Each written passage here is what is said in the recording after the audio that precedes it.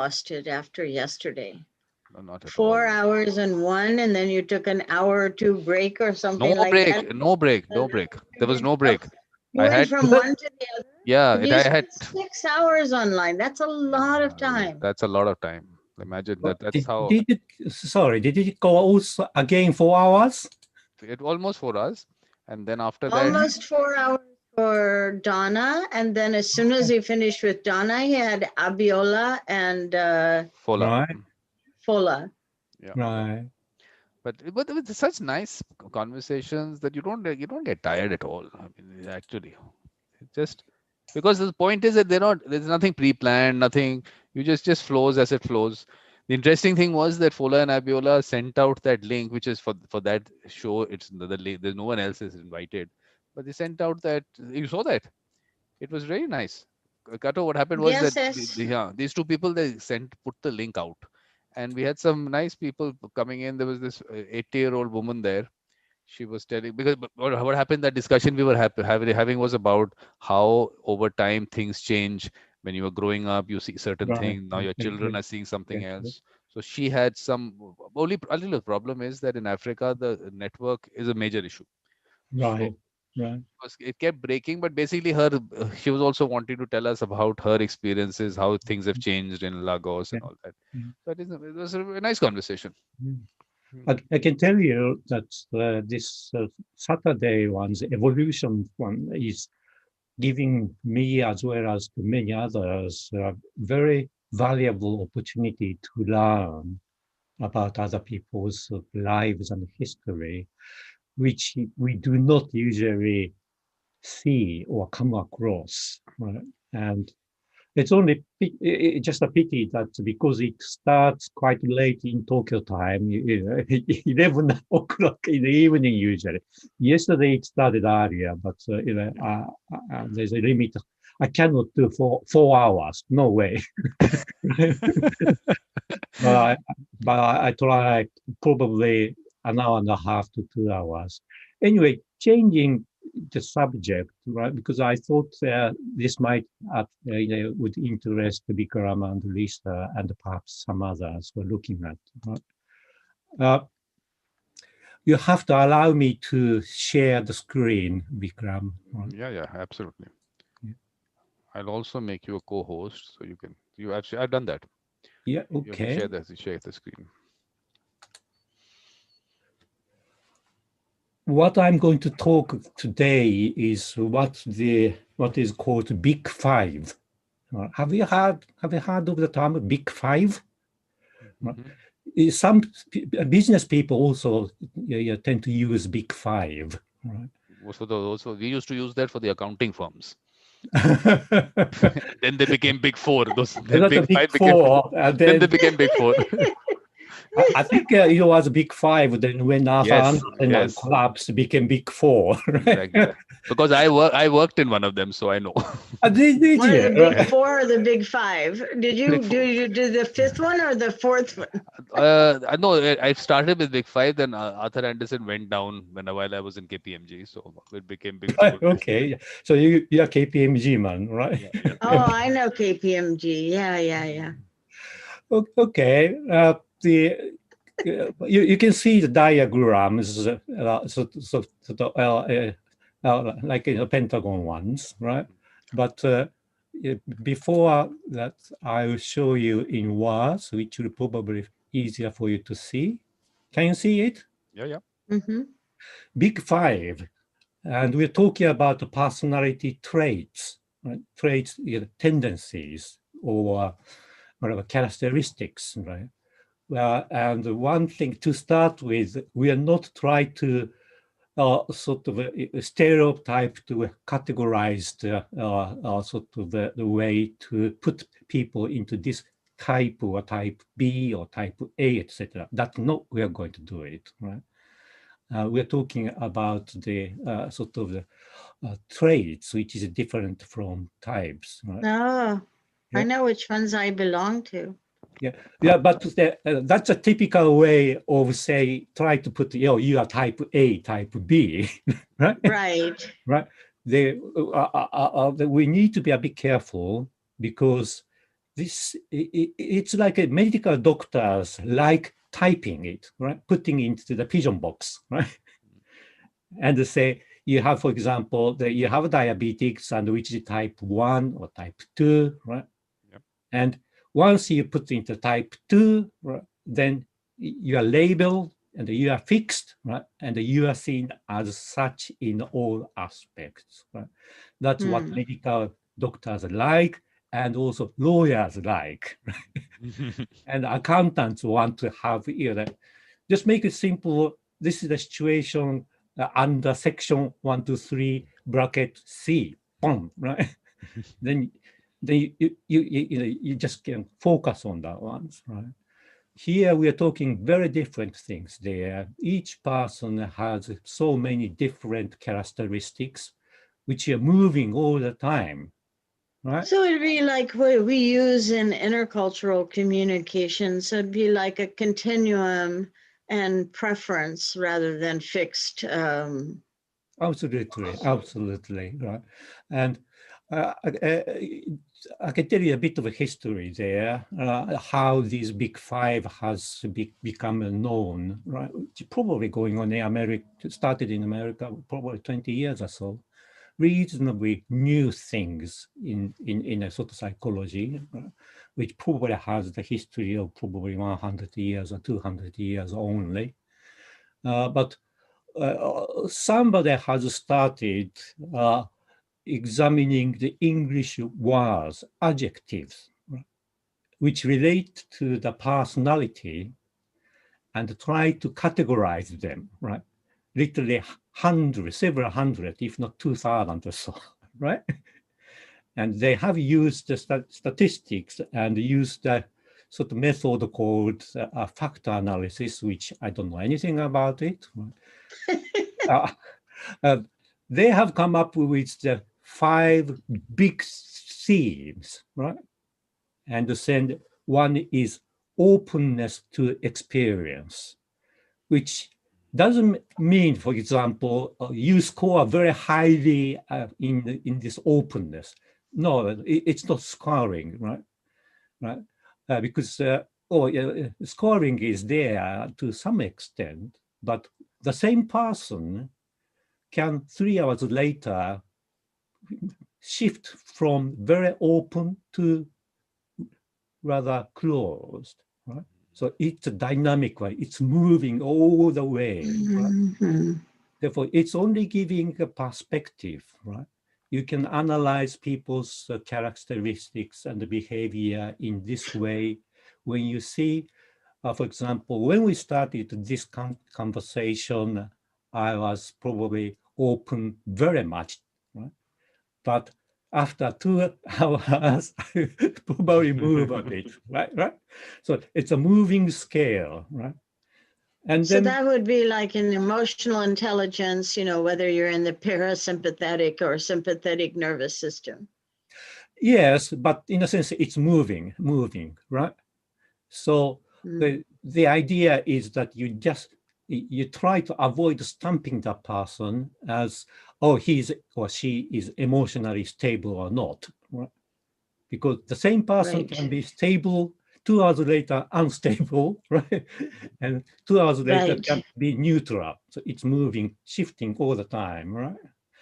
The first one is open to experience, right? And when we say experience, we're talking really open to new things, right? Open to something we haven't done before, open to something which we haven't even thought about that, right?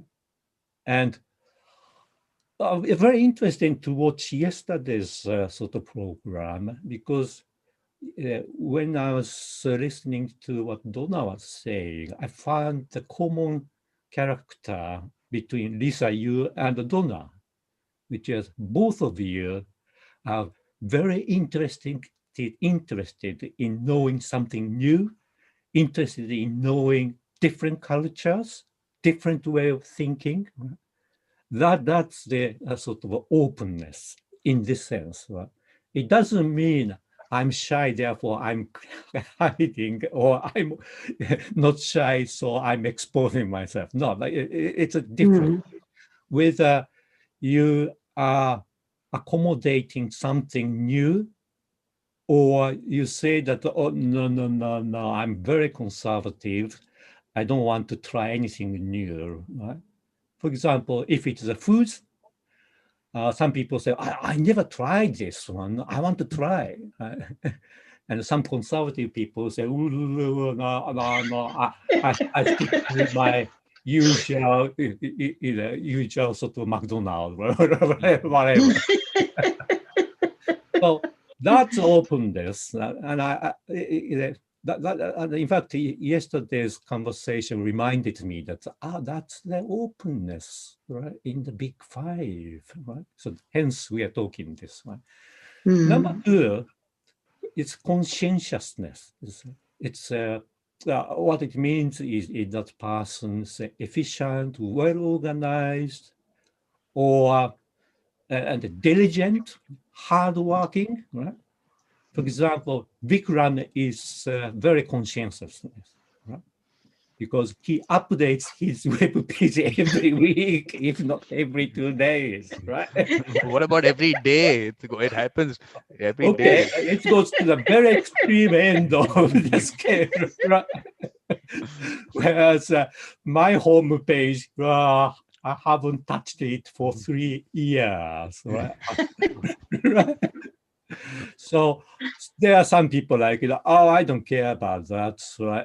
It's a carelessness or extravagant. Right? Have a champagne. Right? Don't worry about that. So, somebody will do that. Right? So, That's me. is that you? Extravagant carelessness, for sure. Well, coming back to, we're talking here in the context, also in the context of mediations, right? When we are doing our services as a mediator, I think we are efficient, we try to efficient, and we try to be organized, right? Yes, So that's true. that's a danger. You're like, oh, I'm a careless type, I don't care, right? No, that person may different when he or she is at work, right? No, I can see like in mediation, for instance, like the efficient, organized part is in making sure that we know what strategic questioning we have. But you need the other side, extravagant, careless, because when your parties change direction, unless you are open to changing direction, you need a little bit of that extravagant side to be able to switch whatever you're doing, to be able to not be so focused on one way of doing things, but being able to switch depending on what the parties need. So that's what Cato was saying, that basically in the same category, I mean, you'll be shifting between those. That aspect will Yeah, always. exactly. And also, Lisa, Exactly. what you said was brilliant, because these fives are interconnected. They're not separate, right? For example, Right. as you said, in the mediation setting, you find that one of the two parties, one is a bit careless or whatever, don't care, not diligent, right? Then mediator as well as the other part side have to respond and accommodate, right? And that's open to experience above, right? Flexibility, you need to have it, right? Oh, this is terrible, the worst mediation I've ever had, right? But I have to, face with it, and I have to deal with it. How can I do it? That's the openness. So they are related, right? Interrelated. They're not independent or mutual. They are not mutually exclusive ones. The third one is also interesting. Extraversion, outgoing, and very energetic, and talks a lot, and all, like the former U.S. president was a pretty extraversion type once, right? Whereas whatever you're saying, basically has kept everyone entertained, because my wife was playing a video, some guy was making fun of him, and everyone's laughing. So basically, he's kept everyone entertained. Whatever. well, that was entertaining, yes. Whereas his predecessor was not that entertaining, and it was more like reserved, right? And uh, again, I bet, I'm sure even the former US president had a moment where he was reserved, right? Right? So, No, he did. He became very quiet when Twitter, when he couldn't get on Twitter anymore. He spent weeks where nobody heard from him. Yes, and he was playing solitary golf. I don't know with whom he was playing golf, right? Maybe in a reserved mode, right? Right. We can invite him to join this session next week. I bet he had the best score in his solitary golf game ever. And the next one is agreeableness, right? Which is interesting ones. These words are from Wiki, so it shows us how common it is among the people who study psychology. Agreeableness, it has a different meaning in different languages, right? But here we are told, oh, he's friendly and more accommodating, right? He doesn't criticize, he's more approachable, he's kind, a good listener, etc. Whereas the opposite one, lack of agreeableness, is always critical and try to be, it says, Wiki said rational. I don't see it, right? But probably, lawyers tend to think, litigation lawyers tend to think black and white, right? Mm-hmm. And because Article 345 said this, therefore you are right and you are wrong. Black and white ones. Whereas agreeableness one, like mediators, or there's No. Or yes. So when I facilitate I facilitate groups who are solving science problems. So working with them.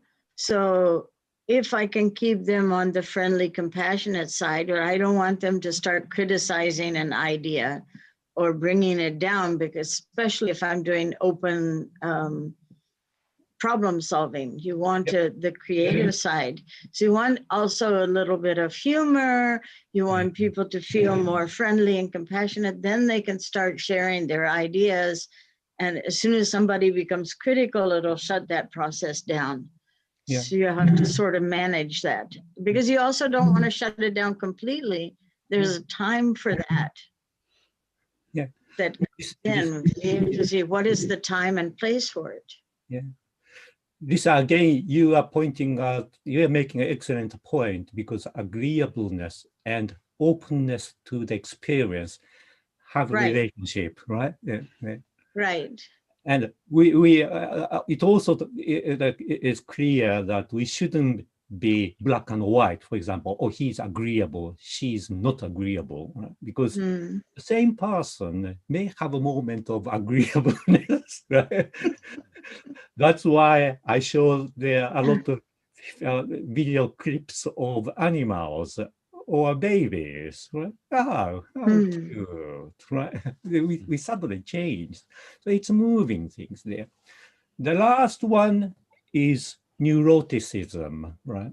It's a bit strange one, but there are some people who are always nervous, sensitive, whereas, and for example, when there is a pressure, some atmosphere, something nasty comes,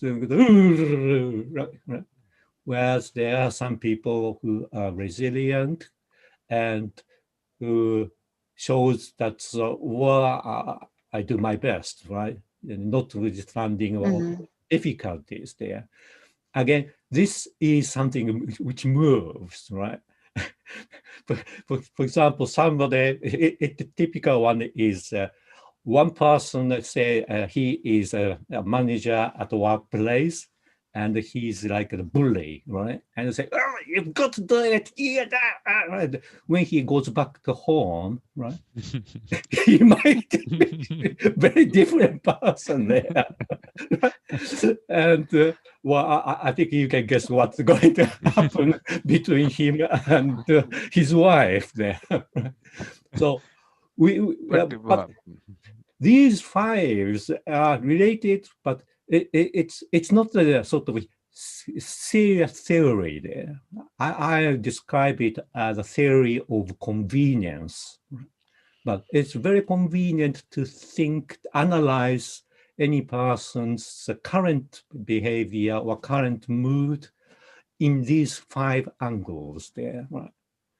And I think that's also very useful when it comes to the meeting people, including mediations or serving our services as mediators there. And this is another example which I found in the internet, but just graphically showing, openness. Just remind you, it's openness to something new, right? So we have a sort of picture of the painter, but if he's just copying what he has painted yesterday, it's not openness, right? He has imagination, flexibility, and he draws. Oh, I tried different pen, different colors, right? I draw it from different angles, and then he happened to see somebody else's paintings and say, "Wow, fantastic! I try." Yeah. Yeah, it's interesting because so in the last one, one of my observations when it comes to resilience, so there are people that are more resilient than others.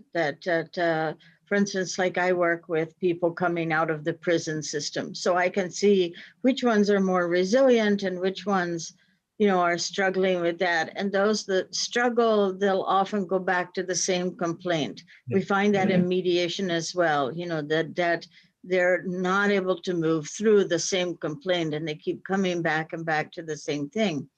I've also seen some people that are resilient, but maybe too resilient.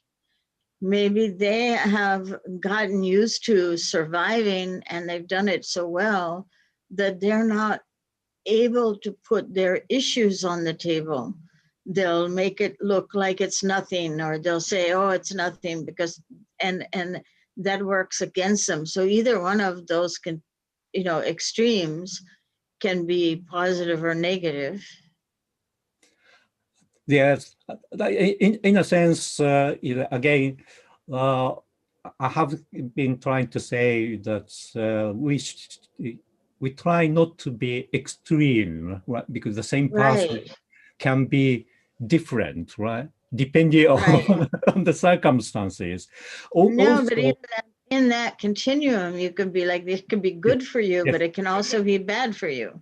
It can be, for example, if the same person remains under the sort of bad circumstances, right? Then some people will be affected and some people will not be affected, right? Resilience is a field which has become popular probably in the last 10 years in the psychology. It's a big area, and there's 2 thoughts of school, and again, often people just subscribe both of them. One is that resilience is something you are born with, right? So it's when you are born, you have that sort of trait or character, right? And the other school of thought will say that no, that's wrong. Resilience is something you acquire after you are born, in your family, in school, at work, or in your married life, family life, etc. And there's always a fight, right? Interesting fight or dialogue there. But I think the important thing that you, in a way, we have to bring out is the fact that there is no right or wrong. Yeah. It's just that this can also be right. That can also be, this approach is good at this point of time. That's good, important there. So I think some people maybe start looking at these and start putting them down. Okay, this is not a good trait, or that's not a good trait. All of them are good based on the circumstance. Basically, you have to Yeah. look at it from your Right, perspective. exactly. Yeah, Yeah. and that situation in because some things might not be good for you in that situation. So Yeah. you work accordingly. I think that, and you have to have that flexibility within you to be able to move on that.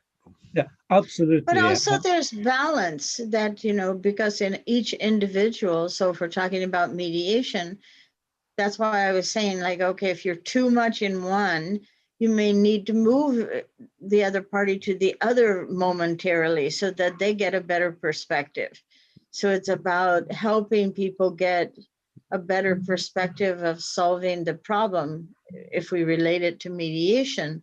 So looking at what are the 5 traits and where they might be and how you can help them shift so that they can see something and be more practical about solving the issues that Or are in front of them. maybe what I'm saying is that this right now, let's look at it from the mediator's perspective. That for the mediator to be able to move from one end to the other end at the same time very fast, that aspect, I think, let's look at that aspect from that perspective. From the party perspective, yes, that's a different thing, how to get them Yeah. from here to there. From the mediator perspective, I'm finding it very interesting that you Yeah. should be able to Yeah. move in that spectrum, and how fast can you move in that spectrum might be an important aspect. That's right. There are so many angles we can see, but let's see a good mediator. There is a good mediator and bad mediators, right? There's the people who are good in most of the times as mediators, and what tend to that how that person tend to be in terms of these 5 ones, right? And I think openness to experience. I think good mediators need to be open to something creative, something new. Right? That there's probably and the need to persuade one of the parties, right, who may be very conservative and afraid. There's no precedent, right? So I don't want to be the first person to do that. Right? Whereas mediators need to be open, have openness, and also mediator needs to be efficient, organized, conscientiousness. Because I think it's I'm sure it's not only my experience. To do a mediation, I need at least a week of solid preparation, at least. Some, very sort of the top flyers say that they received the file half a day before, right? And because they are so clever, right, they got it, the essence of it within 2 hours, and they resolved it when the mediation starts just a half day. I can't do it, right? I spend a whole week, nothing but the file. So, and I need to be diligent. Right? I may not be efficient, but I am diligent and organized, right? But that's, And yeah. But no, I think what's happened is in its various professions, that aspect has changed over time. Because I'm telling you, there's one particular lawyer. I mean, now of course he's not here with us anymore, but really one of those respected lawyers. For these constitutional matters, he used to sit and research on it for months sometimes. right. Of course, days. I mean, we're talking even months, because these are very heavy constitutional matters. You're laying down law, which is important law. And then that whole concept changed when people started getting briefs and doing, like you said, sometimes very fast, looking at maybe a day, maybe 2 days, whatever it is.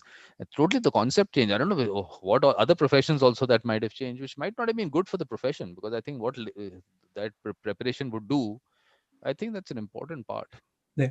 Again, Vikram, you're highlighting something very important, that the conscientiousness and openness are interrelated. Right? At the age of AI, artificial intelligence, many of the sort of the mundane works lawyers do and the bread and butter business, right, will go away. Right? Yeah. And and the lawyers will have to cope with it, right? And that needs, for example, to acquire new skills such as mediations, right? And for that, you need to be efficient, organized, and diligent to do so, as well as prepared to take on something new, right? And let's move on to the third ones, outgoing, energetic versus solitary, reserved, right? And this is an interesting one. I welcome your thought. Right? Mediator should not be outgoing in this way. I think mediator should be like a captain of a ship, right? Right? Just stay there, keep eyes, and bring the ship to the right directions, right? And it may be to some extent solitary, because when we're doing mediation, we don't have anybody else to consult with, right? Often, if there's no co-mediator, we are master of procedures, so we have to decide on the spot. Right?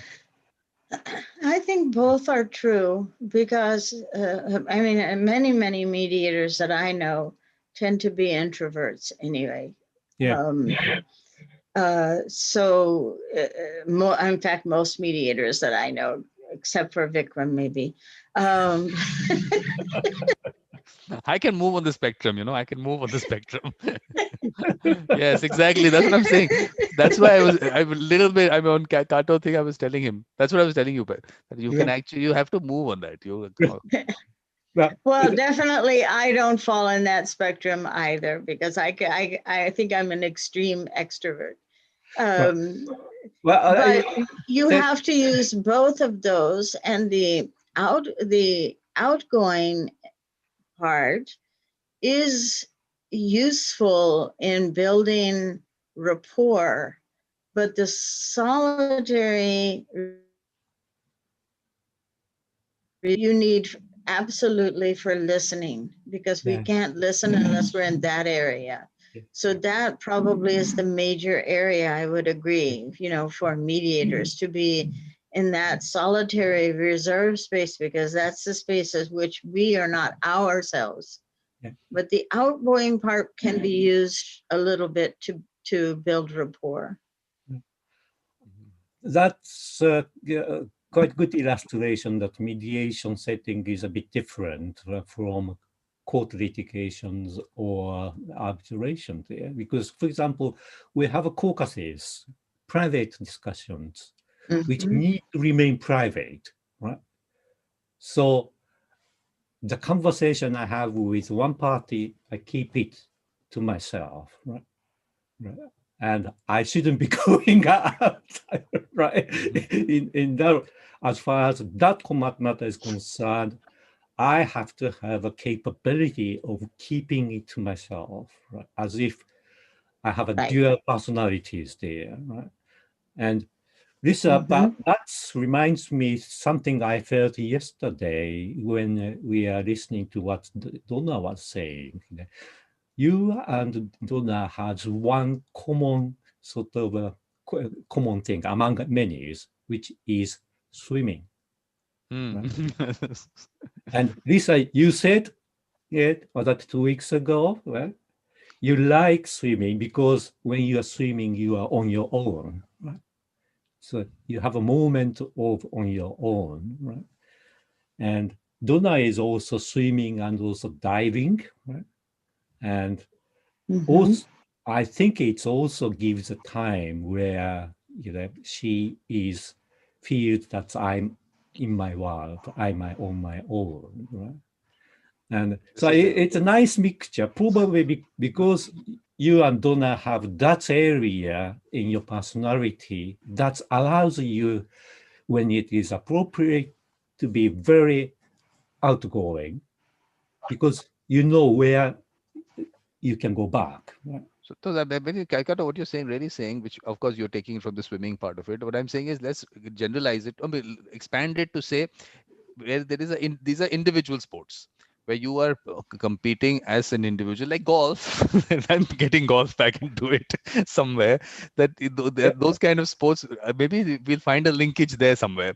That Ah, maybe these are No, people. no, no, no, no. It's not individual. We have teams, and Okay, you we did the team part. represent our team. Okay, but no, you represent the team, but the sport as such, when you're out there, yeah, maybe the relay part of it to a certain No, extent we in do that sense. relays. We do all of those. But yeah, in any case, if we're not just winning for ourselves or winning for the team, yeah. it's No, not. no, the It's sport. not so simple that it's No, individual. even golf, they go for team. They go for teams. There are team ones also. But I'm saying that the sport as itself, when you're doing it, it is something that you do as an individual in that situation. You are part of a team. Yes, Yeah. they have these cups that they have, which are But that's the team. competitive part. The swimming itself is just that feeling you get in Yeah. the water. That's different than the competitive aspect. That feeling of it, you feel that. I mean, the water is holding you up. You have that ease of moving through the water, but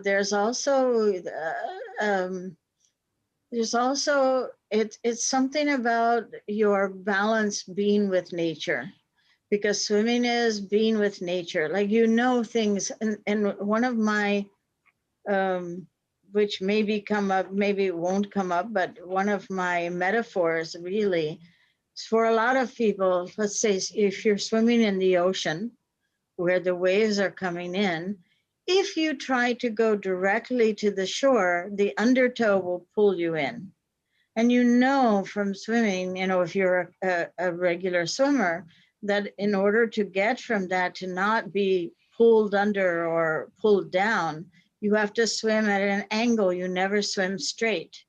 The same thing happens in mediation. You learn that, you have to go with the parties rather than let them drag you down. They can drag the whole mediation down. So at some point, you have to be able to follow that curve so that you can get there. And so you learn that from being with nature. And swimming is part of that, because water is it's an element, it's part of nature. It's very spiritual, I think. Yeah. I find this conversation fascinating because we were talking about swimming, sport, competitive one, team sport, etc. But that has a very strong link with the next one, agreeableness, right? Mm-hmm. Because it's not written there, but team spirit, right? And sacrifice yourself for the sake of their collective interest. Right? Mm-hmm. Sometimes, but it's not always nice. Sometimes people tend to become submissive, right? And sometimes the crowd will get so messed up that they do bad things as a group, believing that they are doing right thing, Yeah. right? So it's somehow related to agreeableness. It sounds nice, but there are people who are habitually submissive and dependent on somebody else to tell you, which may be agreeable and friendly and compassionate rather than somebody who says, no, no, no, right? So depending on the circumstances, these are the sort of the scales which goes in very different ways. Right? And again, I think it's very good things that we do not sort of stereotype rubber stamp, right? He is critical. He's a problem maker and she's a problem solver, right? Because everybody will be different there. So and also the neurotism, the word neurotism is, can you see that's why they use the word neurotism, right? Because it's called, Big Five is often called ocean, OCEAN, right? acronym, ocean, right? And somebody thought, oh, I have to come up with the N, right? Something which start with the N. I was just talking about the ocean. How appropriate. Yes. Right?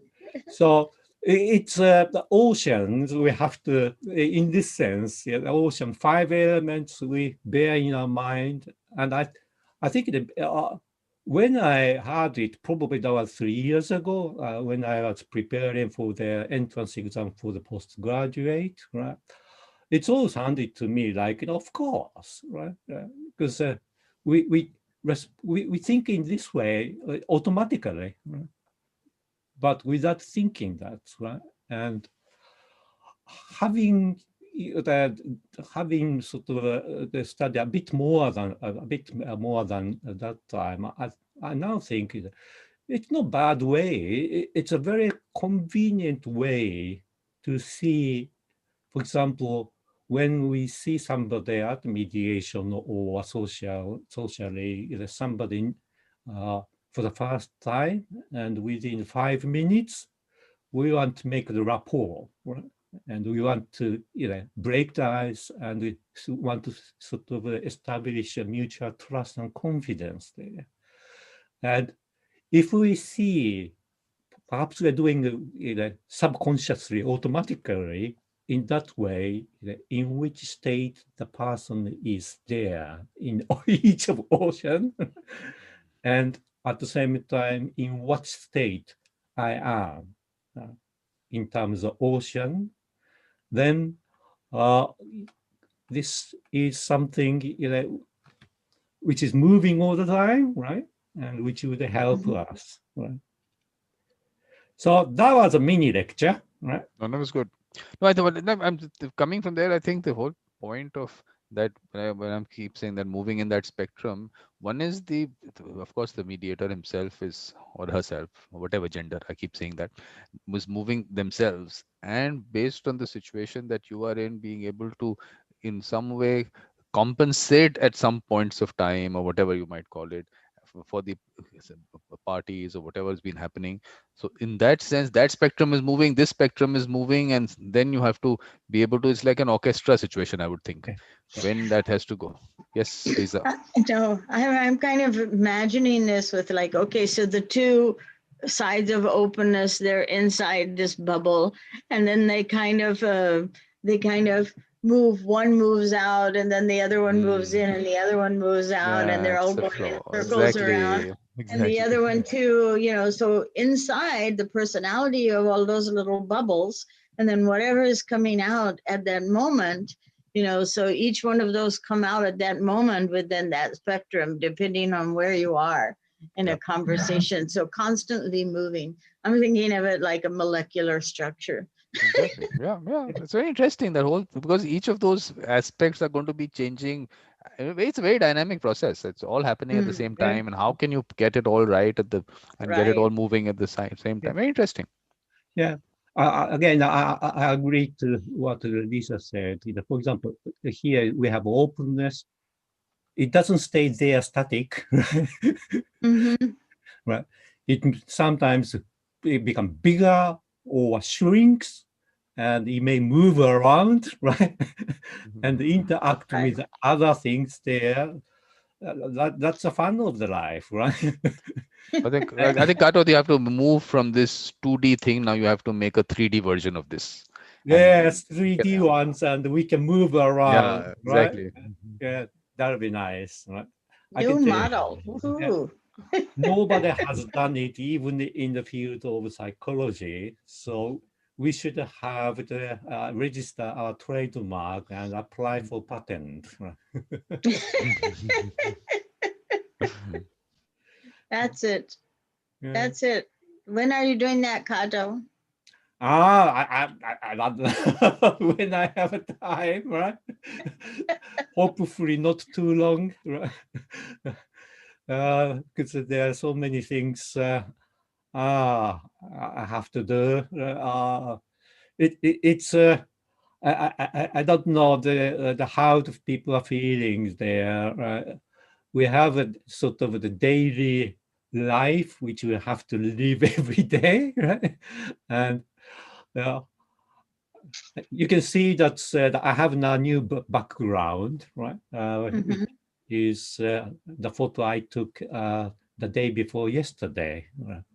And people are joyous, right? Very happy because of the cherry blossom, right? Yes, the Yeah, beautiful cherry blossoms are out. yeah. And I felt it yesterday, but there were no cherry blossoms in my walk in the woods. They were the trees are still barren, Right. unfortunately. But Yeah. I had a walk in the woods. Yeah.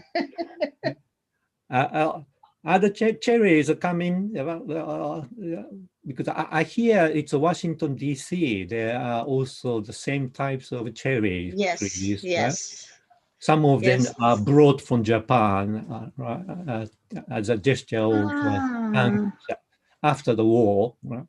Where the Americans have sent so much assistance, foods, etc. And in return, that's what I have read in the textbook, right? So in Washington D.C., they must have this sort of beautiful cherry Cherry blossom, blossoms. right? Yeah, maybe. Yes, It does happen about this time. yes. But no cherry blossoms around me. I wish. I love to see all the pink, beautiful cherry blossoms. But Yeah.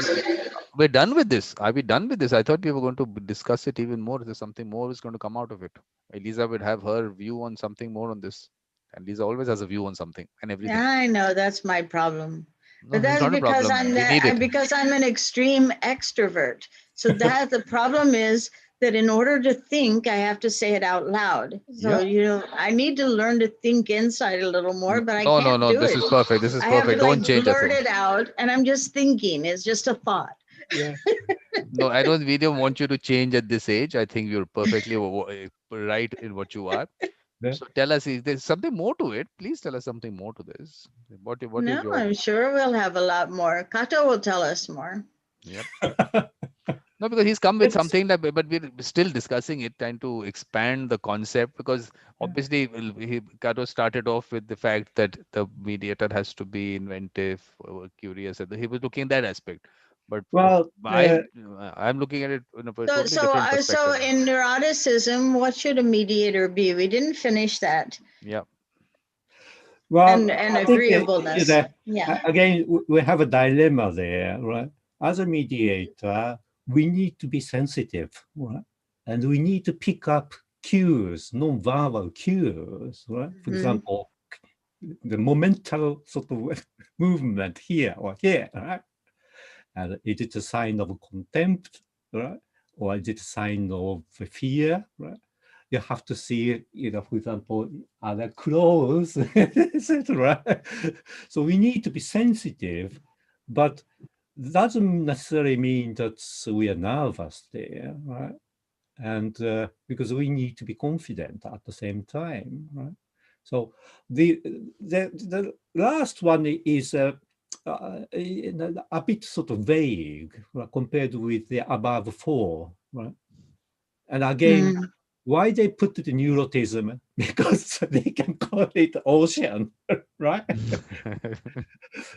Probably there are better words which will fit exactly this one. Why don't you think of something, Kato? Tell us about neuroticism was interesting because there was a comment on the YouTube thing about this. There's a friend of mine who was watching, so he was wanting to. I mean, there's something interesting there on neuroticism and mediation. No, but I think he has some good points about, in terms of mediator qualities. If I look at this probably as my personality, my natural personality is not necessarily fit with the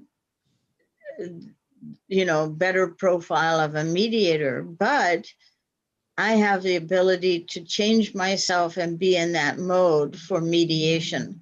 So, and I always tell people, the aspect that you see in a conversation is very different than the aspect of me when I'm mediating.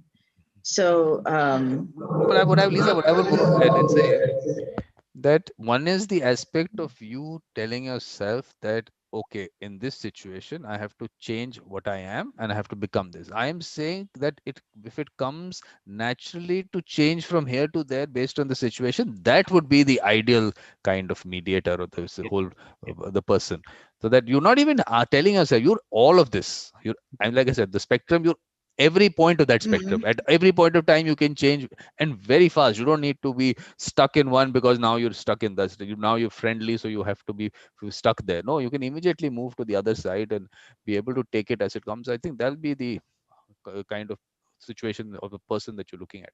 Yeah, I totally agree with what you said, and I tend to change my attitude, even the body language, quite dramatically when I'm talking in open sessions where I try to be either nice and warm and welcoming, right? But when we have caucuses, right, I become a bit harsh, right? Not friendly at all. And I often become evaluative, right? And say, or if this matter goes to the court, right, the other side may bring up this point, that point. What would you say? And you can last week I talked about this triangle relationship between mediator and the parties counsel, right? This triangle thing is so dynamic. It's all never be the same, right? So I enjoy it. But can we just change a bit of focus there, but staying with this? We started with the magic word spirituality, right? And what we can say about spirituality in under this following these four perspectives there. And I think that's interesting, right? Because it all depends on what you mean by spirituality. Everybody has different definitions there, but a couple of key words which came up or came out of our previous four sessions or so is that, for example, Bikram was pushing the word connectedness, right? Being connected, right? Which he emphasized a lot, I thought, right? And being connected with somebody has a strong element to the agreeableness because it's team. We're talking about somebody else, right? And how you sort of interplay and deal with other people there. So there's a one-way element of spirituality is there. The other side, which is interesting, was a couple of people, particularly who are very who describe themselves as being religious, right, and practicing religion seriously. I think they are probably have the element of openness to experience, but in an inverse way, right? For example, it may sound a bit critical, but if somebody says that, oh no, I don't feel comfortable because that's against my religions, or that's not what is written in the Bible, right? Or whatever, right? It's because I'm conservative, I'm old type persons, right? Which the religion tend to be tend to foster this sort of a conservatism, a prudency there. That's in turn may have openness to experience. Right? I think spirituality, somebody we talked about spirituality, they probably agree that we need to be conscientious and efficient, right? Probably nobody says my spirituality requires me to be extravagant, right? And extraversion or not, introversion, extraversion, that's interesting, right?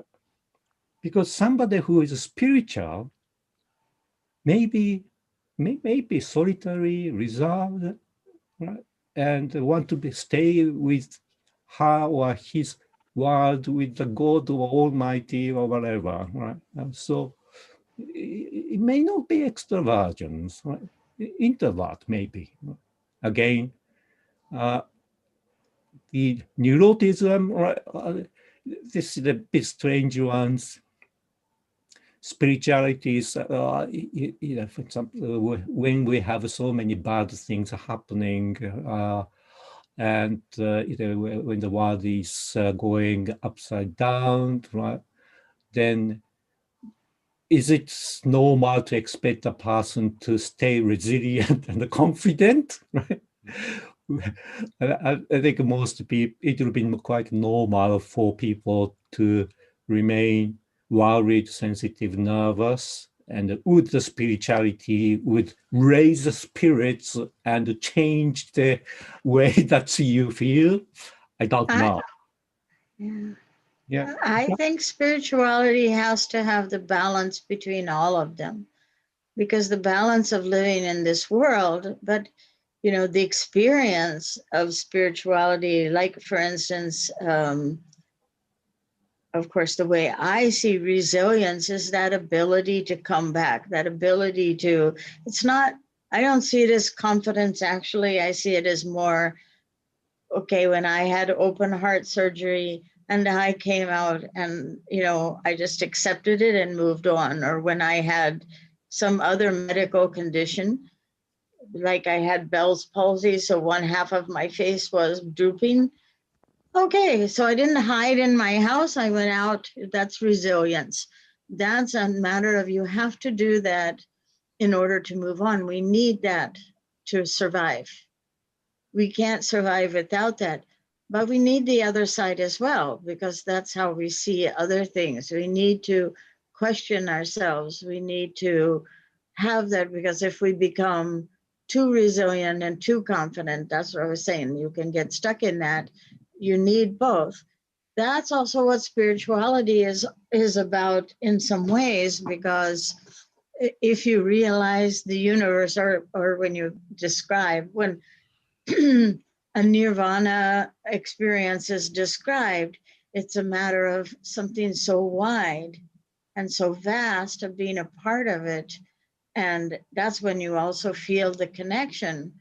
But you also have this realization that in order for the world to work, we can't stay in that forever. Maybe when you die, you can, but if you are living in this life, you can't.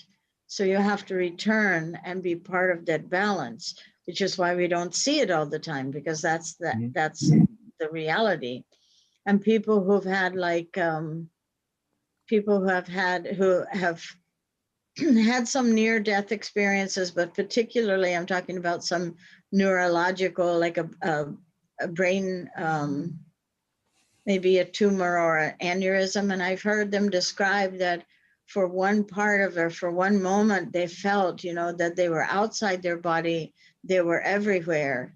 And then they had to come back, as they were living. So again, we can't live without that. So we have to have that balance.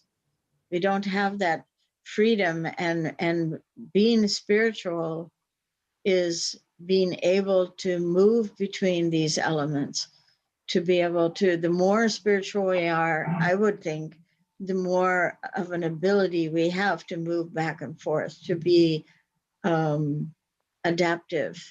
Yeah, exactly. That's what I'm saying. Basically, how much you can move on that spectrum and how fast you can move on that spectrum will depend on that aspect of it. Call it spirituality, whatever your own uh, thought process or whatever. I mean, the words, you can pick up whatever words you want, but the fact is that you need to move on that and move fast.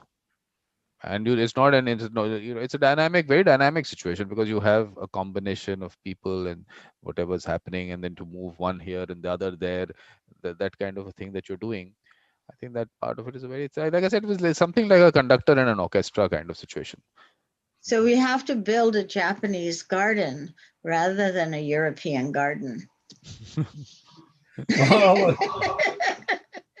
Well, I very much like to have English garden. It's too wild. Is But, it? but that much no, like these whole Italian gardens, that whole thing. I really don't like that. All set up and everything is so organized and everything. So it gets to you. Yeah. But mind you, the more we say that the balance is important, right, for each of them, the more we say that, the more apparent that it is difficult to get the balance right, right? That's true. Very Right. true. Right. Yes. So it's a moving target, right? It's forever, and because it's never static. It's never static, right? It almost like like something is like oceans, right? When its wave is all coming, right? I try to That's stay very true. stay on the, for example, surfboard, right? In the Yeah. ocean. The important part I'm looking at it is the fact that, of course, you can move on that spectrum, but how fast can you make someone else move on that spectrum? Ah, yeah, That part yeah, of it is the very important part also. So yeah. that part of it, you have to be really, I mean, whatever, be confident in yourself in that sense, or whatever reason, however you do it. But to take someone from one, supposing from one end of the spectrum to the other, and that also fast, and then the other person on to maybe another aspect of it, and all that happening in a very dynamic situation. It's a very Mm, interesting way of You going about it. know, a long time ago, I mean, when I was first starting the victim offender mediation, and I started the program, and I was having trouble getting the victims to come to the table. They didn't want to mediate. Why would they? And I went to a conference in Minnesota because they had been very successful at it. And interestingly enough, I mean, because I was always at this, well, I have to encourage them and talk to them and whatever, sort of sell mediation. But the real secret that I learned was you don't do that. You don't try to influence someone, you don't try to convince them. Rather, the secret to getting people to the table was something as simple as listening to them. And in spending 5 minutes listening to somebody, not telling them one way or the other what they should do, I started to get parties to the table because once they'd been listened to, they were interested. So again, I think I think to me, this is the lesson in life, that never trying to get somebody to do something, but just being open to listening to where they are is what makes a difference, and what puts them in a situation. Like, that's why I believe so passionately that it's the parties that should make the decisions, or that it's about my ability to put myself aside and not decide where they should be, and let them decide where they want to be. But then my skill in doing that is I have to have more skills to do that. To me, it's harder. It's much harder to do a mediation in this model because you have to have a lot more skills in listening, and you have to be, it's almost like you're being a Zen master, because you have to be absolutely totally in the moment. You can't think about the past, you can't think about the future. You have to be in the moment with where the parties are at that moment in time. Yep. And then you have to decide, do I reflect? Do I summarize? Do I do this? Because anything I do is going to change the nature of their conversation. Anything I do. So I'm not like it's not like you're so neutral that you're not going to affect it. The mediator affects what's happening. Yep. And when I summarize, then I'm going to notice what happened. That's where this reflective practice also helps, because I need to reflect on, I said this, what did the parties do? Did they shut down? Did they open up? Did they did that help them? Did they decide clear? It's like so, and it's so complex, And I but have it requires a lot of skill. I have a totally opposite view on that, because I'm when I That's when okay, it, because, good. yeah, because what I'm saying in terms of reflective practice, what I'm saying is that in that moment there were lots of calculations in your mind. Like I was talking about that quantum computer that you have in your brain. That was making so many calculations based on the situation. Now that was a very, very unique situation. And if you were in that moment, definitely you didn't have time for even that instant to try and you should not also, because like I said, the quantum computer is doing its calculations and you cannot understand how that's happening. It's looking at a lot of factors. It could, like, when we obviously talk about the minor things like tone of voice and all that, is yes, these are of course parts of it, but there's so much more that's happening in that situation. The energy flows or whatever, you connectivity or connectedness with people, whatever, I mean, there's so many factors. Now in that situation, what you have done is something, maybe never will it happen again. Never. That combination might not happen, that moment will not happen again.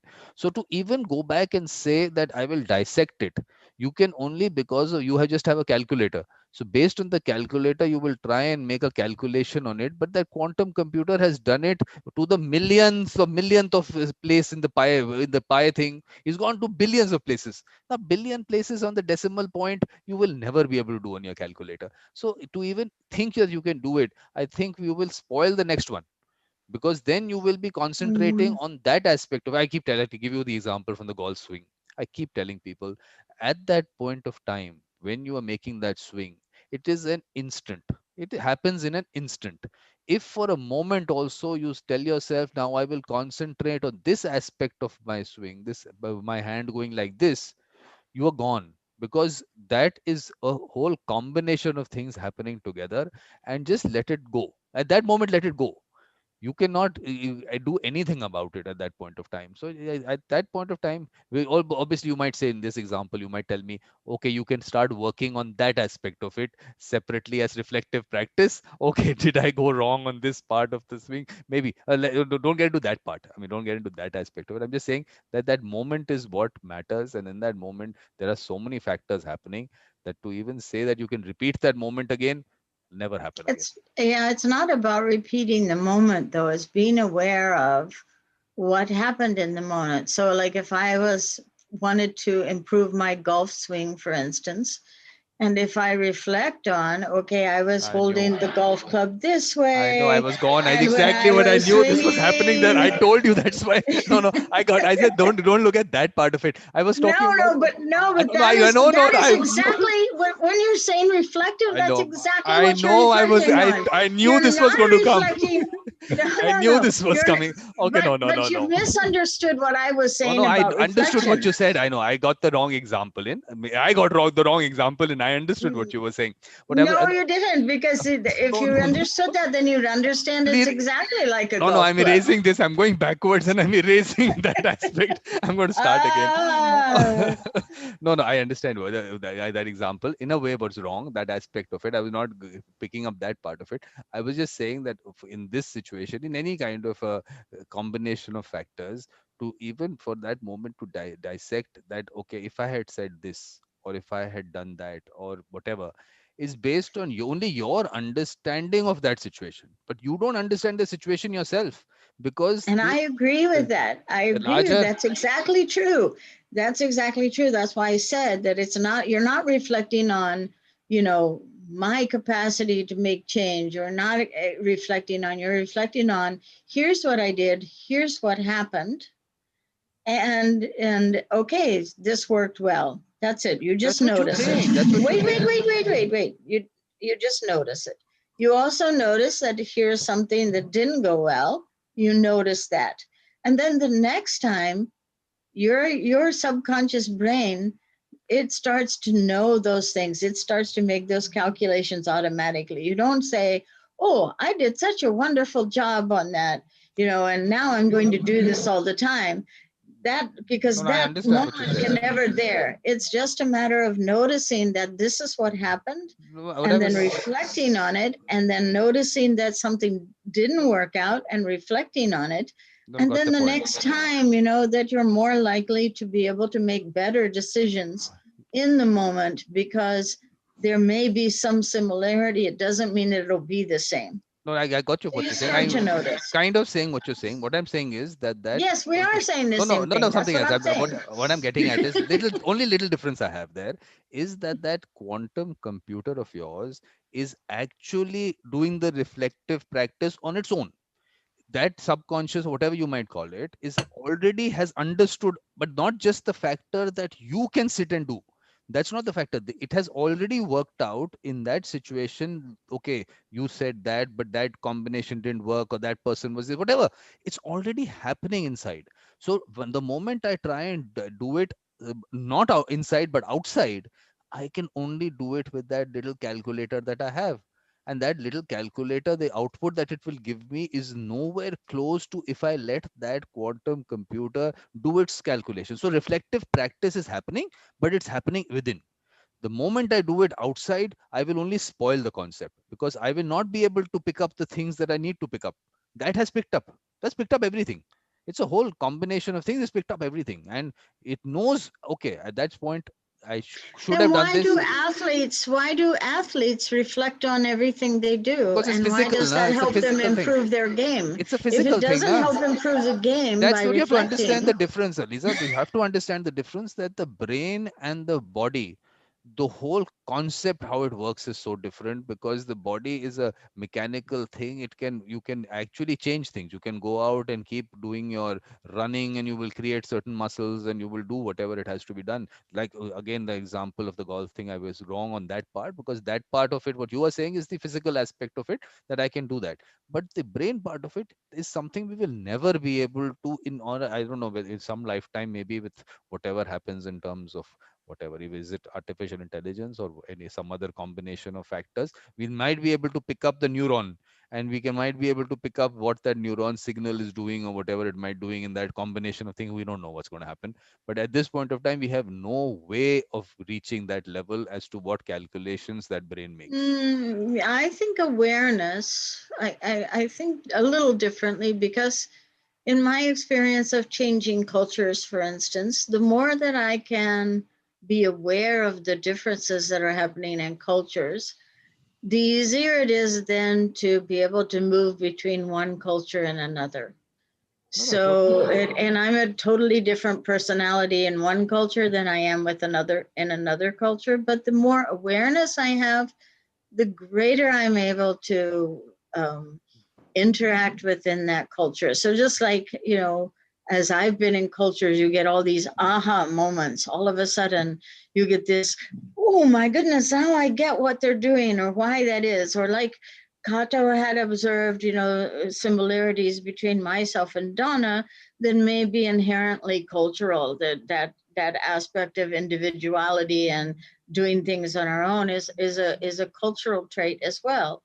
But in realizing that, that helps you understand the culture better. So you understand the difference, because there are a lot of things that are not in our awareness. So I always use this example. I wish, Kato, I'm challenging you to find this experiment, because I heard about it and I cannot find anything written. So this was told to me again by a professor in one of my classes, that they did an experiment in New Mexico, and they took New Mexican and Mexican children.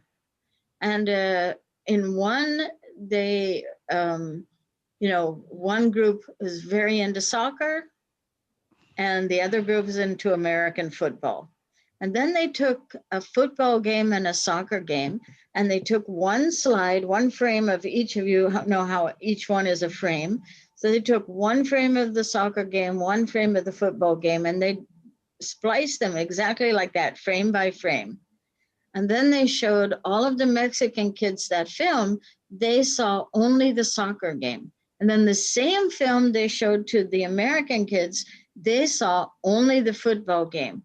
So in order to switch back and forth between those two perspectives, you need to have an awareness. So I would never be aware, if I were seeing that, I might see the football game. So unless I get to be a fan of soccer, I'll never be able to switch back to see the soccer game. So our perceptions and what we see in life is so influenced by our beliefs, by our culture, by everything, that to me, that's what this awareness is about. The awareness is about bringing out, being able to see a greater list of possibilities and allowing my backward calculator to be able to have more information in order to calculate different things.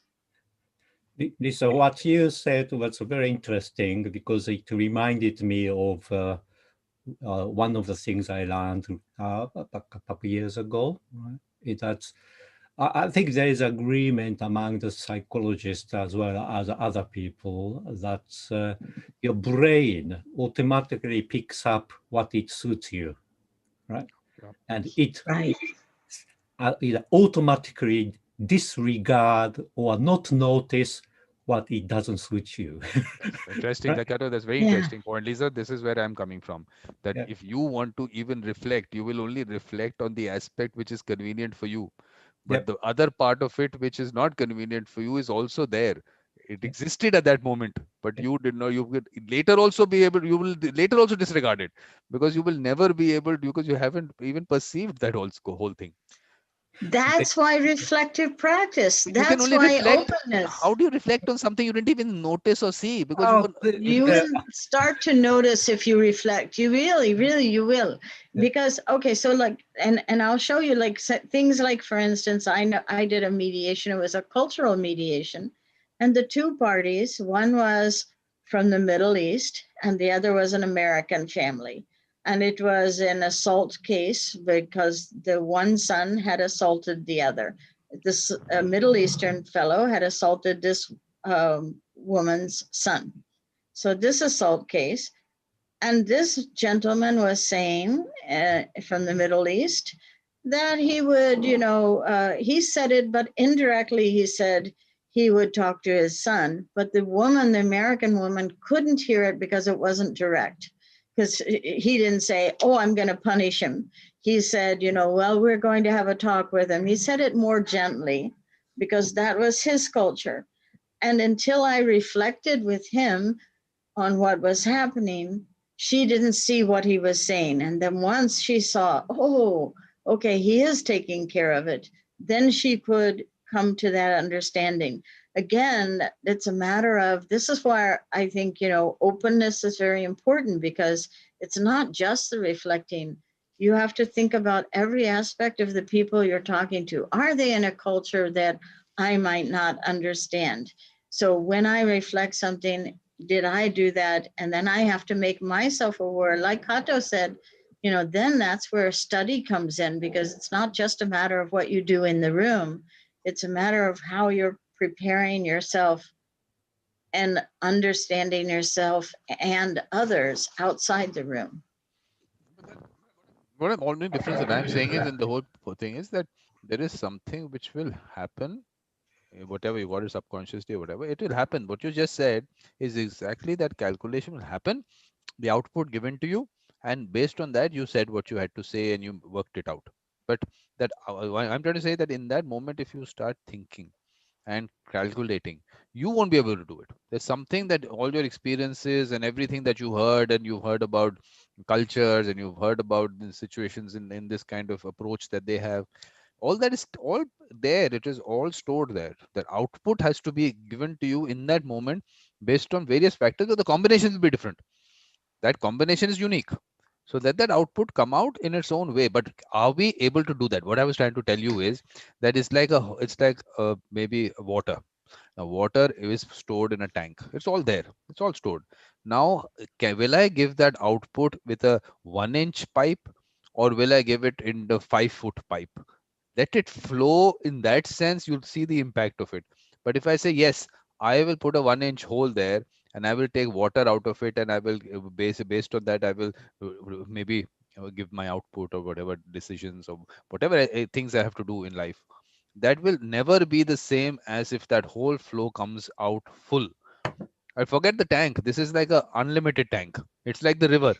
It can just flow as much. But now, are you wanting to put a dam and then take it out trickle by trickle? Okay, let me see now. Test this water. Is it okay? Not okay? Then your calculations, in that sense, will be not work out. I mean, I'm just trying to put it in whatever, if that example fits in, because I'm not an academic person, so maybe I'm not being able to put the theory out to you. I'm having so much fun because we're both coming from different spectrums and different places in that never-ending, spectrum that of Kato's.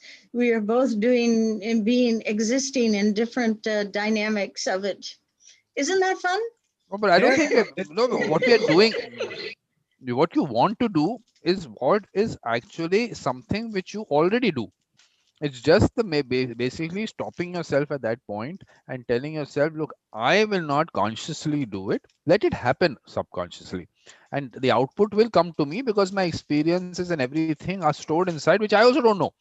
When even in the evolution of a mediator, when I ask you a certain question or I ask anyone, they oh, I never thought of this. I never thought of that. I heard a lot of that. I never thought of this.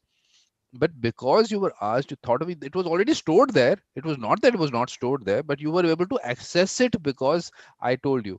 But what if that access is available to you 24/7 real time basis and you are letting it flow on its own rather than taking it out when you want it? There's a little bit of a difference there, what I'm saying.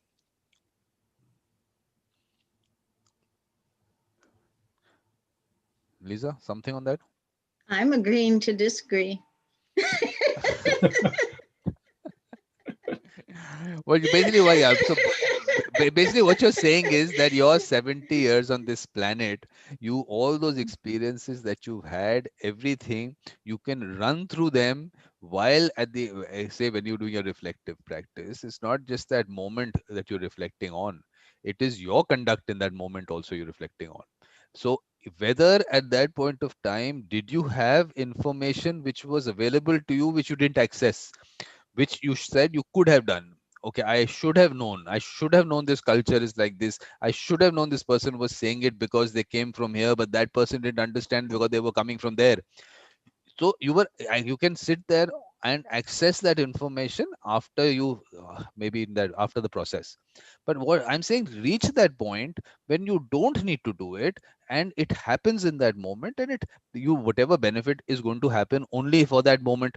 Now Yeah, those parties are out. That cultural thing you could not access, although you had it's it there. not going to change the mediation I had. Exactly, that's what I'm saying. And It's next going time to also. change.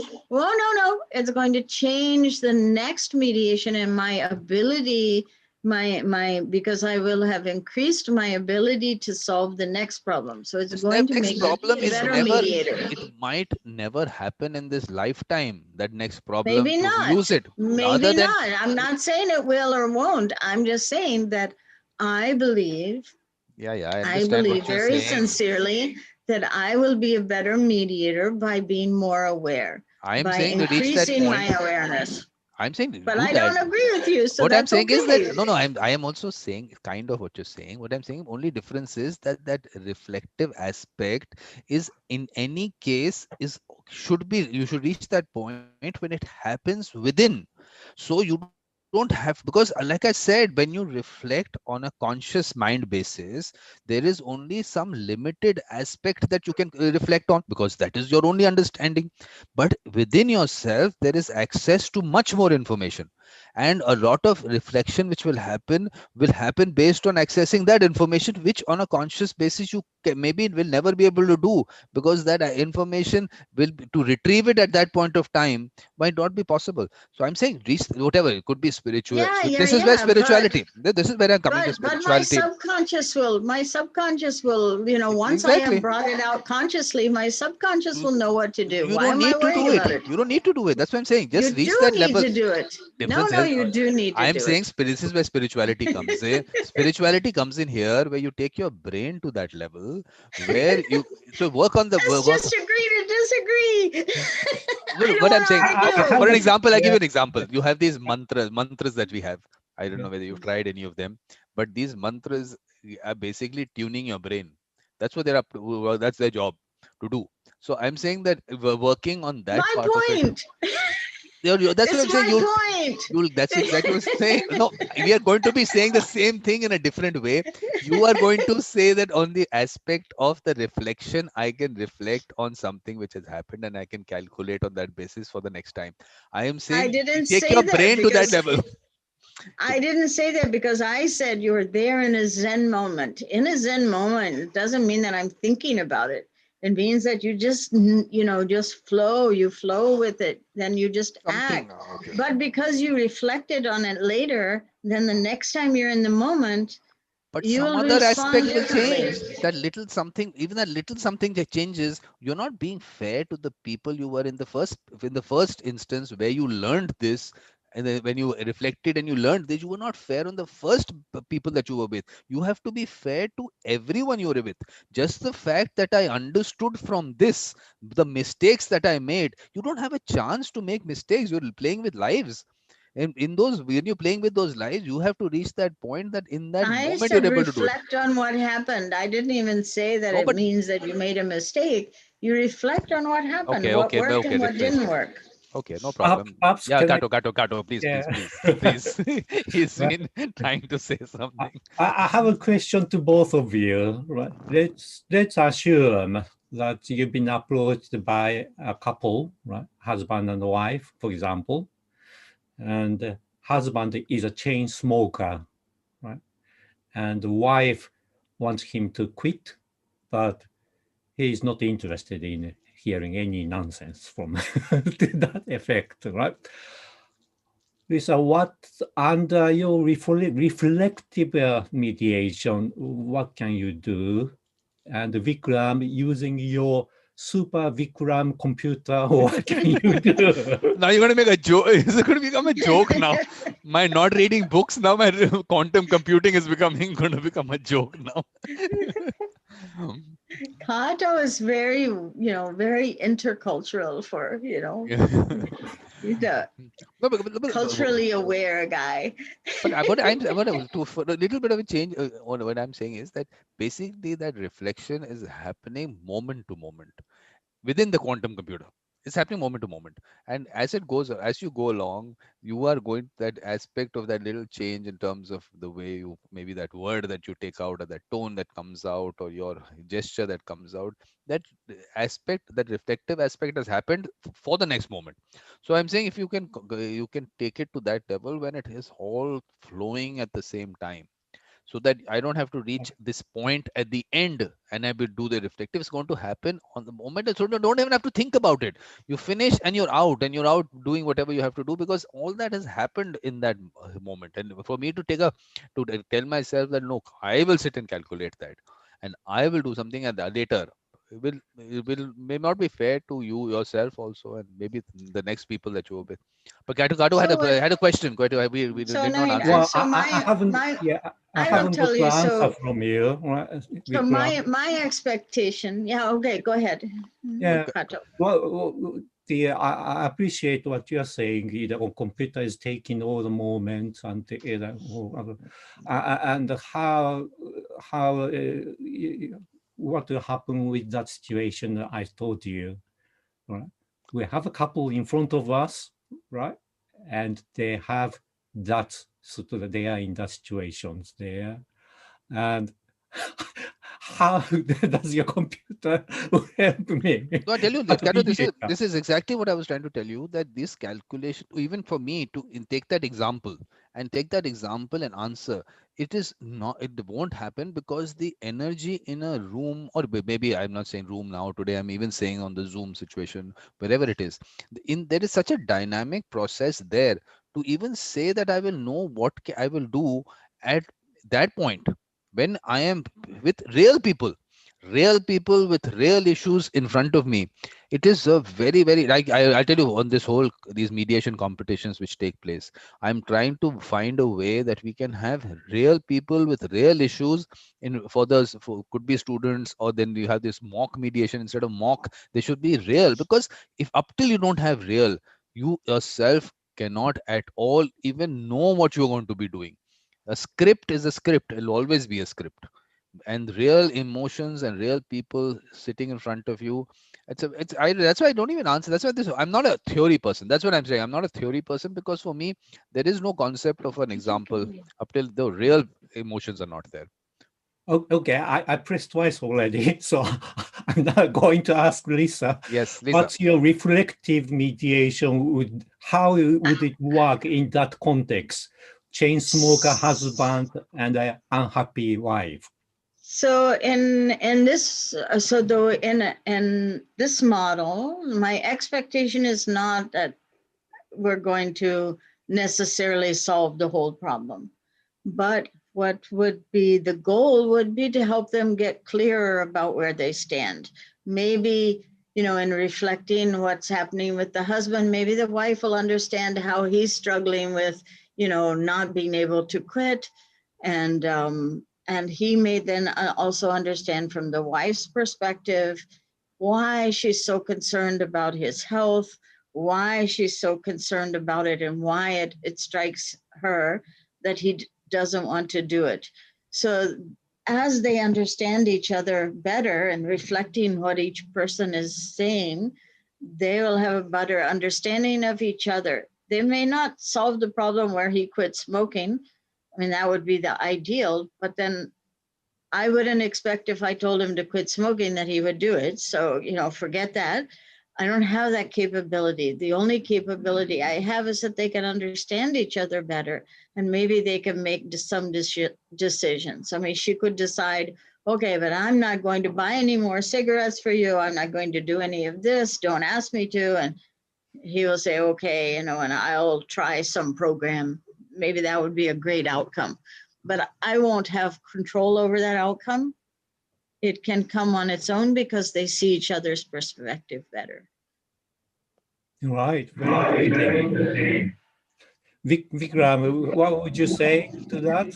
Look, I'm saying that even the fact that Lisa could tell us that these are the aspects that she would look at and all that, for me, that concept will not come in, because the fact is, in that situation, you are so open to what's happening, so open to even think that there is something that I think I would do.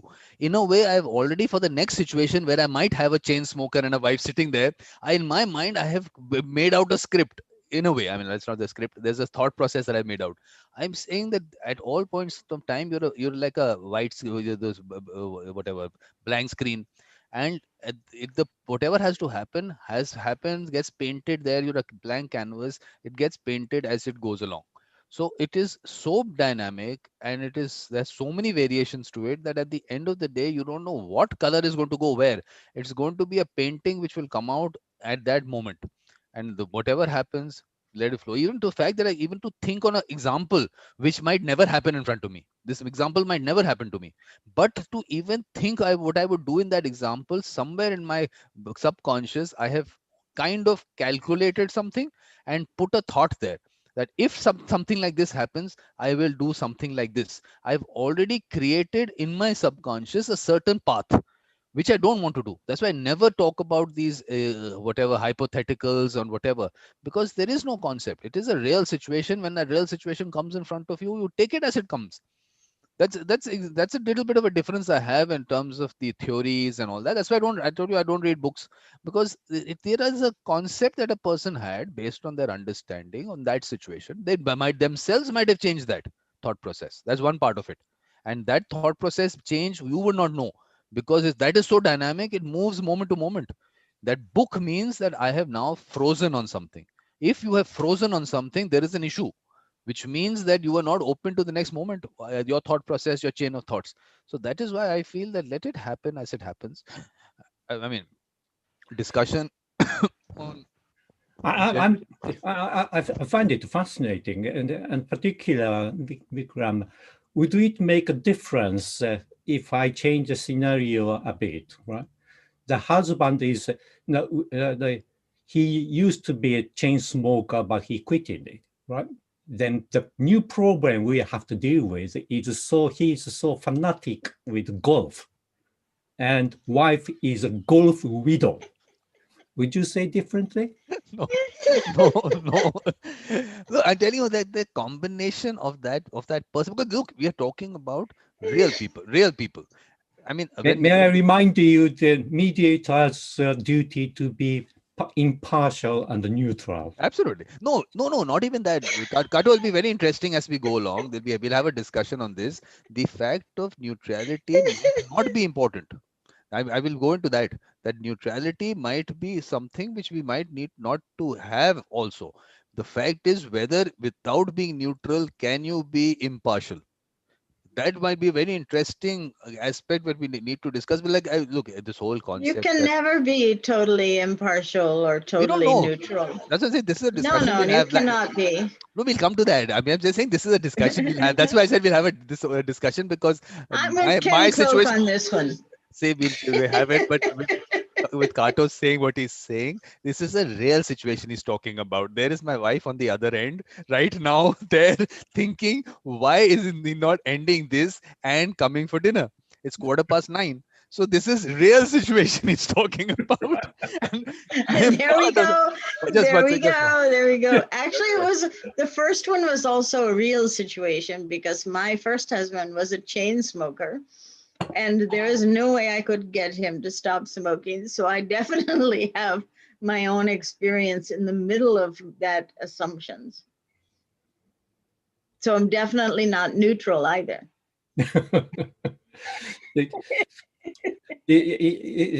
Mind you, it's almost impossible to be perfectly neutral. Yeah, and oh no, it's all new to me. In my life, I've never been even close to that situation. That's not going to happen, right? The more days we live, and the longer we live, we come across so many things, right? And yes, I can't believe. Sometimes I can't believe what I've heard, but if I'm in the moment, I don't react. But after the parties leave, my mouth will go down. I can't believe what they said, but not in the moment. I can keep the moment, but that doesn't mean that I haven't noted it and it's there. Mind you, there's another element which we can talk probably next time, right? Is that the mediators are also human beings. We are therefore being in the aging process, right? Yeah. Yeah. Our personality, our capabilities. Andrew Miller said that he wanted to be a Swiss Army knife with so many different ones, right? Mm-hmm. But the fact of the matter is, even though you may have sort of 10 sets of Swiss Army knife, right? It's damn difficult to keep all of the blades sharp. Because the more experience we have, we use them, right? And sometimes they got to be overused. Therefore,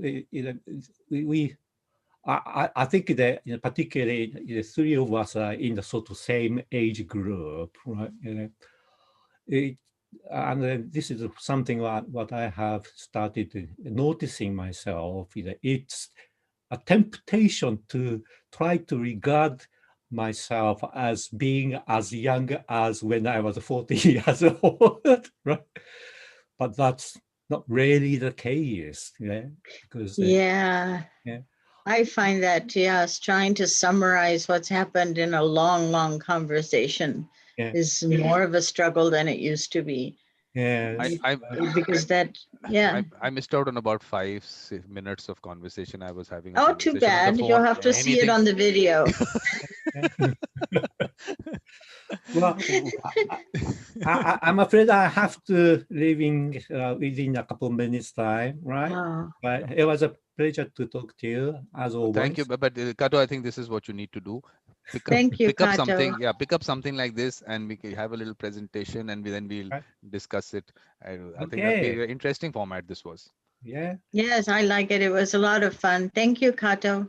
But Lisa, you also have to you people are the theory people. You also come out with something interesting. We can discuss that.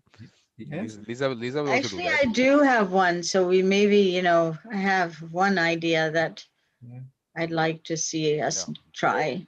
Yeah, I think that's what we can do. What we can do is, why don't put it something? I mean, give that topic in advance, and when I put it out, maybe we can put it out that this is what we'll be discussing.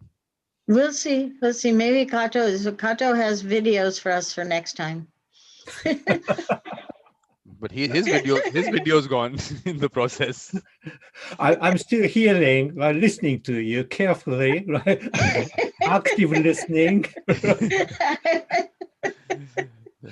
No, but I think this is Right. an interesting thing that maybe the whole concept of a certain specific topic and then moving from there, I think it'll be interesting. Because finally, look, Lisa, it's going to be finally only a few of us will be there discussing these things. So I think we'll within ourselves, this is what's going to happen. Okay. However, it's good